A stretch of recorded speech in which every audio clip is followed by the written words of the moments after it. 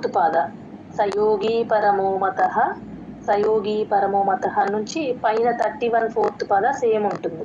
సయోగి మయి వర్తతే, కింద నుంచి పైకి వెళ్ళిపోతారు, పైన నుంచి కిందకు వస్తారు. సో 32 4th పాద నుంచి 31 4th పాదాన్ని నోట్ చేసుకోండి.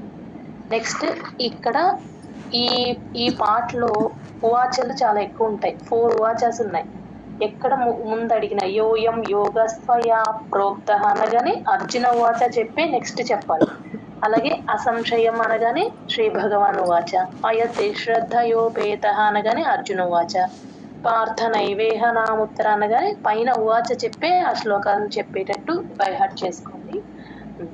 అలాగే నెక్స్ట్ ఈ 35 అండ్ 36 అసంశయం, అక్కడ ఉవాచ పైన ఒక్కోసారి అసంయతాత్మ నాకు కూడా ఉవాచ పెట్టేస్తూ ఉంటారు.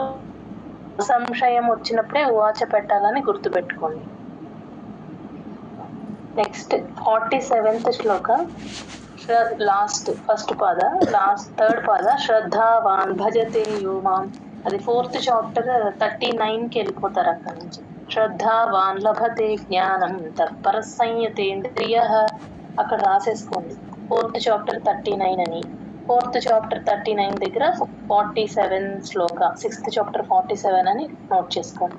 ఇది ఎలా గుర్తుపెట్టుకోవాలంటే ఇది లాస్ట్ శ్లోకం కాబట్టి ఇదంతా ఎక్కువ యోగుల గురించి చెప్తాం కాబట్టి లాస్ట్ శ్లోకం యోగి వస్తుంది. నెక్స్ట్ శ్రద్ధావాన్ భజతే వస్తుంది. భజతే వస్తుందని గుర్తుపెట్టుకోవాలి లాస్ట్ శ్లోకం. నెక్స్ట్ ఈ 7th చాప్టర్ లో అన్ని జ్ఞాలన్నీ క్లియర్ గా చూసుకోండి. యథాజ్ఞాస్యసి తచ్ఛృణు, అది కొంచెం ఖచ్చితంగా కరెక్ట్ గా ప్రాక్టీస్ చేయాలి. అలాగే 7th చాప్టర్ 3rd పాద ఫస్ట్ శ్లోక 3rd పాద అసంశయం. అసంశయం వచ్చి మీకు 6th చాప్టర్ లో 35th శ్లోక అసంశయం అసంశయం అటు వెళ్ళిపోతూ ఉంటారు. అదొకసారి అటు నుంచి ఇటు రారు కానీ ఇక్కడ నుంచి అటు వెళ్ళిపోతారు, ఒకసారి చూసుకోండి. ఇక్కడ 35th శ్లోక 6th చాప్టర్ నోట్ చేసుకోండి. నెక్స్ట్ 2nd శ్లోక 3rd పాద జిజ్ఞాత్వా నేహ భూయోన్యత్. 2nd శ్లోక 7th చాప్టర్ 2nd శ్లోక నుంచి 4th చాప్టర్ 35th శ్లోక జిజ్ఞాత్వా న పునర్మోహంకి వెళ్ళిపోతారు.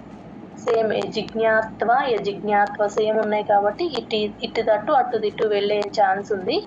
అక్కడ 7th చాప్టర్ 2nd శ్లోక అని, ఇక్కడ 4th చాప్టర్ 35th అని నోట్ చేసుకోండి 2nd చాప్టర్ దగ్గర. ఇంకొకటి ఇక్కడ భూమి రాపోనలో వాయు దగ్గర ఖమ్, ఆ ఖా కొంచెం ఖచ్చితంగా ప్రాక్టీస్ చేసుకోండి. ఆ ఖా ఎక్కడొచ్చినా సరే మహాప్రాణం పెట్టే చెప్పాలి. జై గురుదత్త.